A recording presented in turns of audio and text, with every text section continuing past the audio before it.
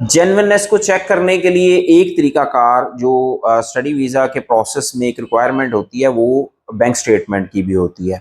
तो bank statement के हवाले से काफ़ी कन्फ्यूजन या काफ़ी जो लोगों को अंडरस्टैंडिंग में डिफ़िकल्टी होती है, तो इस हवाले से मैं चाहूँगा कि आपको थोड़ी-सी गाइडेंस प्रोवाइड कर देता हूँ। तो बैंक स्टेटमेंट बेसिकली पर्पज़ ये होता है कि जिस पर्सन को हम वीज़ा दे रहे हैं, क्या उसकी इतनी फाइनेंशियल कैपेसिटी है कि वो हमारे कंट्री के अंदर आके मिनिमम 1 ईयर का लिविंग एक्सपेंसेस रखता हो, यानी 1 साल में जो भी उसने खर्चा करना है, क्या उतनी फाइनेंशियल कैपेसिटी आपकी मौजूद है। इसके साथ साथ 1 साल की अगर आपने फीस जमा करवा दी है फिर तो कोई प्रॉब्लम, फिर तो ऑल ओके। लेकिन अगर उसमें से भी आपने सेमेस्टर फीस जमा करवा दी और सेमेस्टर की फीस अभी रहती है, तो वो भी आपको बैंक स्टेटमेंट के अंदर शो करवानी पड़ेगी, यानी कि 1 साल का लिविंग एक्सपेंस प्लस जो आपकी फर्स्ट ईयर में से रिमेनिंग फीस है वो आपने थ्रू बैंक स्टेटमेंट शो करवानी है। यूके के केस के अंदर वो तकरीबन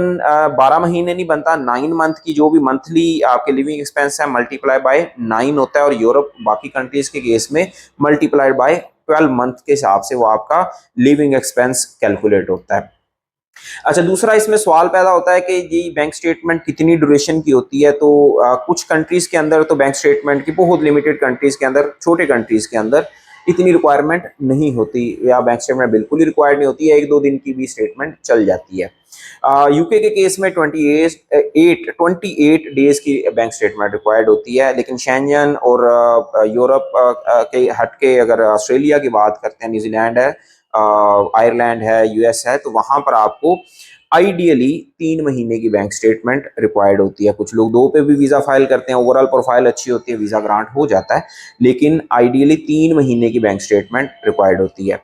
इसमें तीसरा क्वेश्चन ये आता है कि जी बैंक स्टेटमेंट हमने 3 महीने की बना ली, लेकिन क्या वो रनिंग बैलेंस चल जाएगा, यानी मंथ एंड पे हम पैसे रख दें बाकी आई चलाई चलती रहे। लेकिन आई चलाई वाला सीन नहीं होता। यहाँ पे आपको अगर 7 मिलियन की आपकी रिक्वायरमेंट है तो एवरेज बैलेंस कैलकुलेट होता है। एवरेज का मतलब है हर दिन आपका इतना बैलेंस पड़ा हो, अगर किसी दिन लो भी गया है तो अगले दिन उससे डबल बैलेंस पड़ा हो, ताकि वो पिछले दिन की भी एवरेज बराबर कर दे। तो एक एवरेज बैलेंस रिक्वायर्ड होता है, और उसके ऊपर अगर आपकी कोई ट्रांजेक्शन हो रही हैं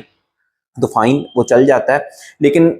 इसके साथ साथ बैंक स्टेटमेंट के साथ साथ एक चीज कुछ कंट्रीज के अंदर ये भी जरूरी होती है कि आपको सोर्स ऑफ फंड्स भी शो करवाने हैं। सोर्स ऑफ फंड मतलब वो पैसा कहाँ से आया है जो आपने शो करवाया अकाउंट के अंदर, क्या वो पेंशन है, सैलरी है, तो बिजनेस है जिसकी वो आप शो करवा सके डॉक्यूमेंट्स के ये पैसा मेरा इतना बनता है, ये इतना कमाया मैंने, तो जिस वजह से ये मैंने बैंक स्टेटमेंट शो करवा दी है। या आपने कोई सेल परचेज किया, स्टूडेंट है उसके पास गाड़ी थी, उसने कहा जी मैं अपना सेल्फ स्पॉन्सर हूँ, मैंने गाड़ी बेची और ये पैसे आए हैं, अब ये मेरा बेसिकली एक बैकअप है और मैं उधर जाऊंगा, क्योंकि वो कंट्री एश्योर करना चाह रहा है कि you have the financial capacity. आप इधर आके हमारे पे बर्डन तो नहीं बनेंगे, इधर आके साइलम जैसे अक्सर लोग अप्लाई कर देते हैं वो तो नहीं करेंगे, फाइनेंशियल एड की रिक्वेस्ट तो नहीं दे देंगे, क्योंकि वहाँ पे ह्यूमन राइट्स से काफ़ी ज़्यादा चीज़ें होती हैं, तो फिर अदालतों में इस तरह के केसेस, और अदालतें अमूमन स्टूडेंट के हक में फैसला कर देती है, गवर्नमेंट पे बर्डन आता है। ये कुछ चीज़ें हैं ना, पाकिस्तान से फिर जो वीज़ाज नहीं लगते, या इंडिया,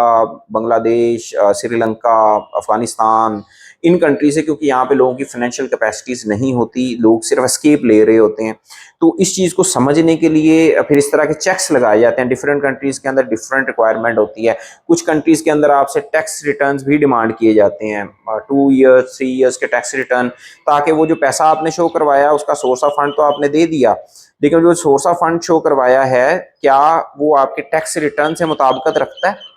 ठीक है, क्या वो जो आपने शो कराया कि जी मैंने प्रॉपर्टी बेची और उससे मैंने ये फंड जनरेट किए हैं, तो क्या वो प्रॉपर्टी लास्ट ईयर या उससे लास्ट ईयर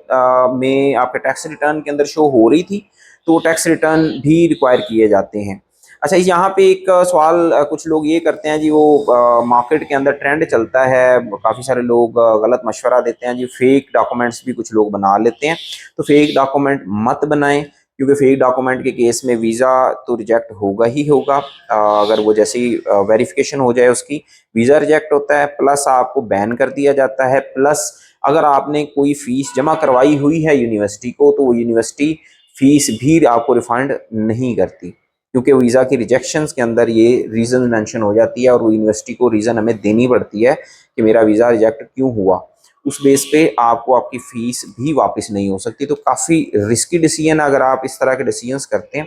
तो इन इस हवाले से अगर आपको कोई कन्फ्यूजन है या आपको कोई गाइडेंस रिक्वायर है या आप हेल्प लेना चाह रहे हैं तो डेफ़िनिटली आप हमसे कॉन्टैक्ट कर सकते हैं।